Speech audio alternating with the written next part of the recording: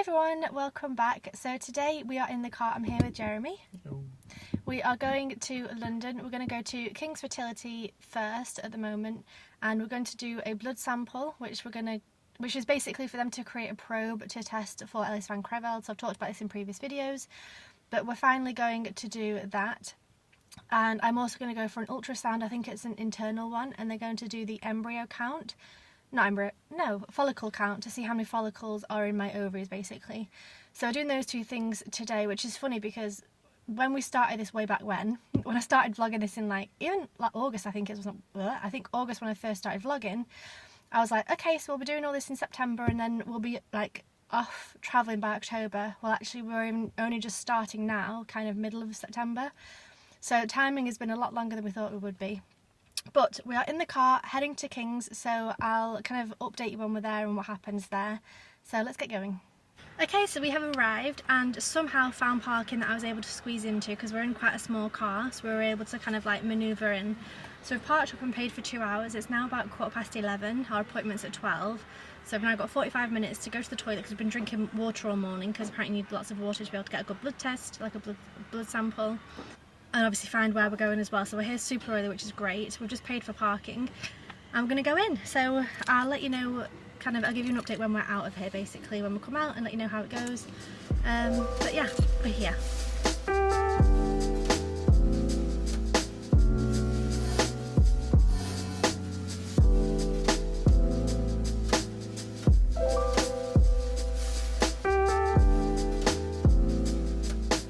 Okay, we're in the lift going up. I'm pretty nervous. I know it's only a blood test and then an ultrasound, but it's kind of the first start of the journey. Anyway, we're here.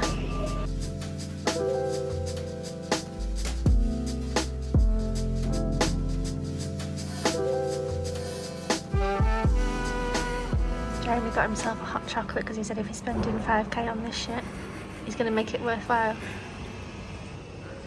Enjoy! Okay, so it's been a couple of hours since I was at the hospital at King's Fertility. We've had a whole day trip, but anyway, that's in a different vlog, but I wanted to come on and talk to you about what happened at the doctor's. So it's a really nice new building. Well, it looks new anyway. I'm sure it's an old building that's just been redone, like lots of glass, and it's really beautiful. Went in, and because we were there like half an hour early, we were kind of sat hanging around, and me and Jeremy were like, oh god, this is the trouble when you get there early. And then actually we were called just on 12, so it was a good job we were there on time. So I went and gave our blood, did a blood sample each, which was fine. And then I went for my ultrasound, so Jeremy stayed in the waiting room. He could have come in, but we didn't think there would be anything worth looking at. But it was actually quite good to do it and to see. So she checked my ovaries and my uterus and everything else. Apparently I've got a slight heart-shaped uterus, so it kind of goes up and then down a bit in the middle and then up again. And she said that if it was a centimetre, if the dip in the middle was like a centimetre, that would have a certain name, but mine is 4 millimetres, so it's not much of a dip, it's not much of a heart shape, but it is there. And I asked her at the end of the appointment if that was anything to be worried about, and she said no, not at all, it's pretty common, it's nothing, there's nothing to worry about with that, so that was good. She measured my ovaries and she was looking at them and moving the thing all around, because it was an internal one, so moving that around everywhere to really have a good look at everything. And she said I had 7 follicles in one ovary and 9 in the other ovary. So we looked online, like I asked her at the end of the appointment, I said, is that okay, is that normal? She said, oh yeah, that's great. And that was kind of all she said, because I think we're going to get like a follow-up like phone consultation with Falak from King's Fertility to kind of explain everything. And they're doing this to check my follicle count and to use that and my AMH levels to figure out how much medicine I need when we do the injections. So I'm sure we're going to get a follow-up appointment on the phone with like all the information, but we just googled it once we got back in the car, and apparently a good follicle count is anywhere between 6 and 10, and like anywhere below 6 is low and anywhere above like 12 is high. So between 6 and 10 is good, and mine was 7 and 9, so I'm quite happy about that. I don't know if that would mean that they would try and stimulate all of those follicles, so it'd be 16 follicles that would stimulate and hopefully get taken. I don't know, that's a question I have for Falak when we speak to her next time, but yeah, it was good. I'm glad I went, and I think it was informative. But that's all we've kind of done today. I'm sure we're back in a couple of days with more news. I want to kind of make sure we follow up with the France hospital to make sure they've sent the DNA as well. So I'll let you know when we hear back from that or if there's any other updates. So I'll be back shortly. Hi, so it is Tuesday 27th of September. I'm coming to you from Albania. These travel vlogs are going to be coming very, very soon. I've been kind of vlogging roughly every day. I haven't for the last couple of days, but you'll hear all about that anyway coming up soon. But I wanted to give you a little bit of an update on things that I've talked about in the video but haven't really addressed since then, because a lot has changed, and well, not a lot has changed, nothing's actually changed, which is kind of the update. But I thought I would come on anyway and give you a little bit of an update of what's going on. I also want to say that when we were at King's, I don't think I really spoke about it much, but it felt quite emotional for me, because I was like, oh my god, this is like the first stage of like going through the whole process, because it's one thing to kind of research it and talk to people and like plan it and think about the money and the consequences and all the rest of it. So it's one thing to actually think about it, but then actually going in for like our very first kind of physical appointment, I found quite overwhelming. I was like, oh my god, this is like the first stage. This is like actually going to give blood, and now we've actually paid the 5,000 for the embryo testing, which we talked about in the last video, that the price has increased now. So whenever I talk about the pricing, it's going to be more if you go ahead and use King's. But for us, it was 5,000. So we paid the 5,000. We've gone and done the blood test, and I was like, oh shit, that means that soon I'm going to be like actually injecting myself and then actually going in the hospital and getting put under and having my eggs taken out. And it kind of felt like the start of a big journey. But then it's weird because now it's been a couple of weeks since then and it feels like everything's kind of settled down again. But on the day, it was quite a big day for me. Anyway, I wanted to update you on the DNA. So in our genetics consultation, but in that consultation, the genetics doctor said that she would like to get DNA from our abortion that happened in France, if we can get hold of that. So Jeremy has been emailing with them, and then he emailed them last Wednesday, so on Wednesday the 21st of September, to ask if they have sent the DNA sample, and they said yes. They didn't say exactly when they sent it, but we know that at least a week ago it's been sent. Jeremy has emailed them yesterday to kind of ask for what day they sent it, and also if they have any tracking information, because we're just kind of like, okay, they've sent the DNA, but we don't know when, we don't know how long it's going to take, we don't have tracking, we don't know any information, just apart from we know they've sent it, but that's all we know. So Jeremy has emailed them, so I'll come back when we get a reply from them and kind of update you probably, but they have sent the DNA, just that England hasn't received it yet. And we've kind of spoken to the doctor there a few times and said, you know, we're away at the moment and we do have our flights booked for spending 5 weeks here in Albania. So our flights back are booked for the 24th of October, which is in about 4 weeks time from now.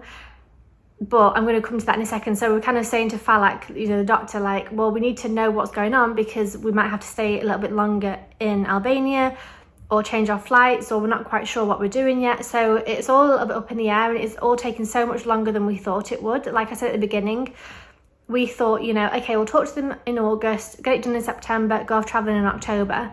That's completely out the window now. We have no idea what's going on, how long it's going to take, and it's kind of frustrating, but we're also just getting so used to it. This is kind of our life right now, is that we make plans and it all goes tits up anyway. But anyway, so we emailed them, they sent the DNA sample off last week, so we don't know how long that's going to take to arrive in England. And even though we did the blood sample in the video you just watched, which was about a couple of weeks ago for me now, but even though we did the blood sample, they're still waiting for the DNA to be able to create the probe. So we talked about this in a couple of different videos, but basically we are testing for Ellis van Creveld, which is a syndrome that me and Jeremy are both carriers of. We had an abortion in 2017 because the baby had Ellis van Creveld and lots of different features associated with that syndrome. You can go and watch any of the old videos and you'll kind of see. So we're testing for that, which also means we're doing chromosome testing. So we had to go and give a blood sample so that they can start what they call a probe, which is what they will use to test the embryos once they're...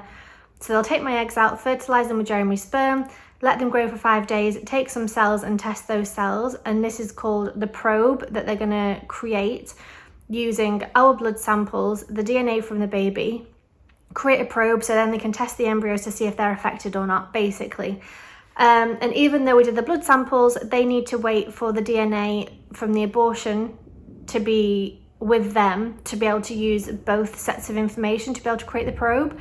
So even though we did the blood sample a couple of weeks ago, they've not started creating the probe yet, which means that we kind of, everything is being pushed back further and further and further. So I think we did the probe, like the blood sample, sorry, like 3 weeks ago now, 2 weeks ago, 3 weeks ago.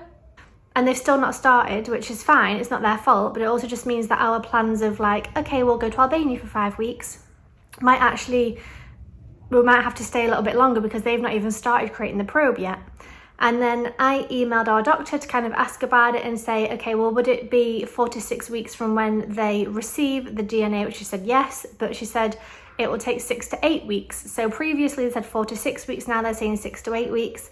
So if you think about it now from kind of today or yesterday, I think I figured out. So 8 weeks from yesterday, I'll put the date on screen what that leads up to. But it's basically already past my October period. So I was in my November period even. So we were going to be away in Albania until the 24th of October, be in England for 2 weeks and then start the treatment in November. Well, actually now, even if they receive the DNA now and it takes 8 weeks, we've already missed that November period. So it's going to have to be in December.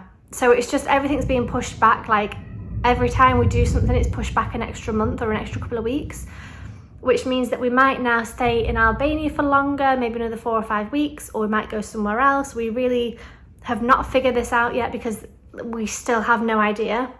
So we're waiting to hear back about when they receive the DNA. And then also it could take, they said 4 to 6 weeks previously, they're now saying 6 to 8 weeks. So we haven't, between 4 and 8 weeks it's going to take to do the probe essentially. So if it's quicker than that, we could probably still come back and do the November period. If it's 8 weeks or any longer, we're going to miss my November period and have to do it in December. Now, if they don't get the DNA sample for another 2 weeks, or if it happens to take a little bit longer, say if they get the DNA sample in 1 week and it actually takes 9 weeks, we're also going to miss my December period, so I'll have to do it in January. So there's a lot of it's just taking a lot longer than we expected, and it's a lot of pushing back with dates and us just kind of floating around, not really know what we're doing. Because I think I've said this like previously in one of my other videos, but I think most people who go through IVF or embryo freezing or egg freezing, they kind of do it at home. Like most people have a home that they live in, their home base. Even if they travel, most people have a home base, which we don't have. So we're sort of just hanging around to get this done before we can actually start traveling to places we want to go to. And like, had we known this was going to be 9 weeks rather than 5 weeks, like away, we might have gone somewhere else rather than Albania. We came to Albania because it was cheap and close and whatever, at least we're still in Europe. Had we known it was going to be 9 weeks, we might have been able to go further afield, maybe Thailand or somewhere else we actually want to visit.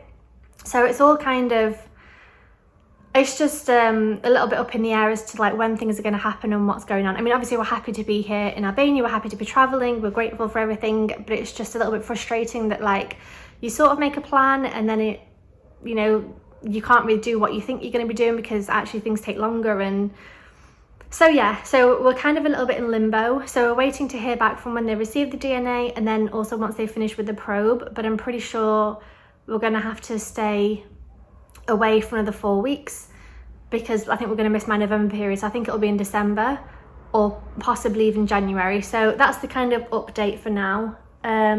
We do have families and homes we can go to. Like I can go and stay with my brothers or my parents or Jeremy's parents. We do have places to stay. It's just we've kind of been doing that since May last year. We had 7 weeks in Peru, but otherwise since May last year we've been staying with family and some friends sometimes. So it's kind of nice just to be on our own in Albania and kind of living our own life rather than like intruding on family and friends' lives. But anyway, that's the update. I'll come back probably in a couple of days, hopefully, when we hear back about I'm sorry if you can hear the outside noise.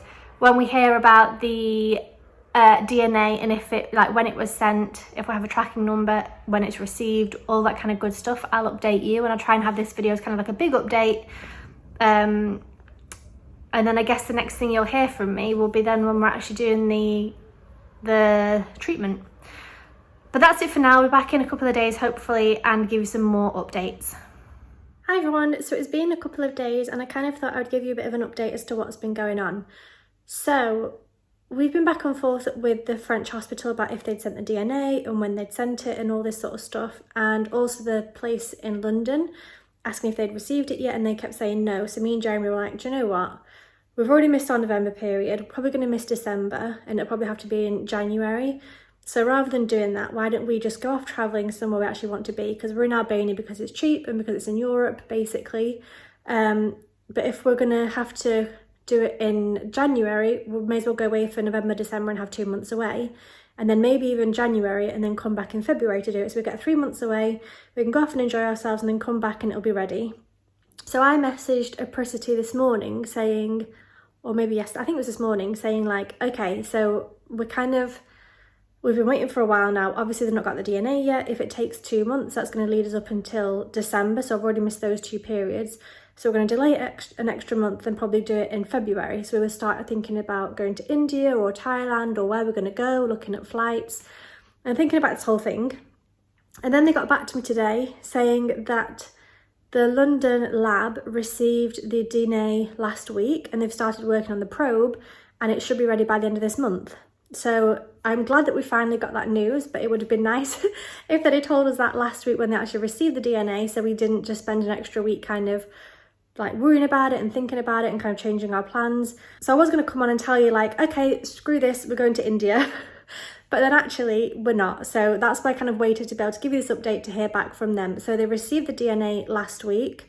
They've started working on the probe, which is brilliant. And they said it should be done by the end of the month. We're in October at the minute. So it should be done by the end of October, which means we can hopefully start the stimulation and the whole process in November, which is good news because that's what I was hoping for. And it's kind of settled me down a lot. I was kind of getting, not anxious, but like just worried about it, just being like, oh, we're just wasting our time, we're just hanging around and I just want to get this over and done with. So at least now we'll be able to get it done in November. So we're leaving here at the end of October, going to my brother's for about 2 weeks before the treatment, do the treatment in November, and then probably end of November we'll be able to go off travelling again.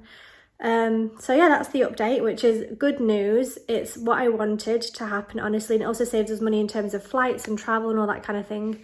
So yeah, good news. Okay, I'm back. So that last video you saw was from Tuesday the 4th of October. And then on Friday, literally 3 days later, we got an email or something saying that they have finished the probe. So they'd received it last week. They told us on Tuesday, and then by Friday they told us it was finished, which was crazy because we were, like I said, we were thinking it was going to take 6 weeks or 8 weeks. We were thinking about going off travelling and doing this whole thing, and we were like, oh my God, it's taken way longer than we expected. Getting quite frustrated with it all. And then we got an email 3 days later from like they told us on Tuesday they received it, told us on Friday it's finished. So that's good news. It's just frustrating that we were kind of like left in limbo a little bit, but it's definitely finished. And yeah, we can start treatment in November. So we're going to be flying back like we had planned on the 24th of October and then starting treatment sort of the first week of November, depending on when my period is. So good news, they've done it all basically. So we have a meeting on Tuesday, so I might do a video talking about that. I think that's going to be talking about the scan that I had, the ultrasound scan at the beginning of the video, and also talking about medication and how much injections and stuff I'm going to be having, all the rest of it. So that'll be hopefully quite informative because we still haven't really cleared out the details in terms of medication and quantities and how many injections and all the rest of it, which I'm really nervous about. But anyway, that's the update. So next video is going to be that, and I'll see you then. Thank you for watching. Subscribe if you want to follow along with our journey, and I hope to see you soon. Bye.